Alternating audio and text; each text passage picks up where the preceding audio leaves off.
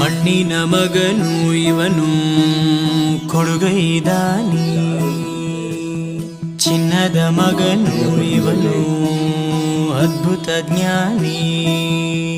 ಜನಸೇವೆಗೆಂದೇ ಹುಟ್ಟಿರುವ ದೇವರ ಕುಲವು.